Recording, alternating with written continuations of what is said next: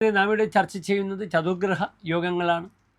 ജ്യോതിഷ യോഗങ്ങളിൽ ചതുർഗ്രഹ യോഗങ്ങളിൽ നാം കഴിഞ്ഞ ക്ലാസ്സിൽ ചർച്ച ചെയ്തത് 2 പാപഗ്രഹങ്ങളായ സൂര്യനും ചൊവ്വയും 2 ശുഭഗ്രഹങ്ങളായ ബുധനും ശുക്രനും ഒന്നിച്ച് നിന്നാലുള്ള ഫലമാണ്.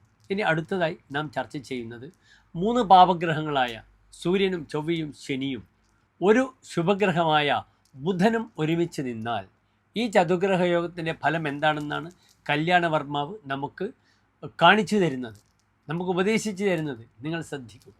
യോദ്ധ പ്രാജ്ഞസ്തീഷ്ണോ നീചാചാര കവി പ്രധാനശ്ച മന്ത്രീച ഭൂപതിർവാ ബുധാർക്കുജ സൗരി സഹിതൈഹി. ബുധ അർക്ക കുജ സൗരി സഹിതൈഹി. ഈ 4 ഗ്രഹങ്ങൾ ഒന്നിച്ച് വന്നാൽ ബുധനും ചൊവ്വയും സൂര്യനും ശനിയും ഒന്നിച്ച് വന്നാലുള്ള ഫലങ്ങൾ എന്താണെന്ന് ഇവിടെ കല്യാണവർമാവ് വിശദീകരിക്കുന്നു. അദ്ദേഹം മന്ത്രിയാകാം, വലിയ പ്രഭുവാകാം, രാജാവാകാം, രാജതുല്യമായ പദവികൾ അല്ലെങ്കിൽ മന്ത്രിയുടെ പദവികളൊക്കെ വഹിക്കുന്ന ശക്തനായ വ്യക്തിയാകാം. യോദ്ധാവ്, യുദ്ധം ചെയ്യുന്നവനും സാഹസികനും പ്രാജ്ഞ പണ്ഡിതനും. മന്ത്രിക്ക് അല്ലെങ്കിൽ രാജാവിന് ഈ ഗുണങ്ങളൊക്കെ വേണം.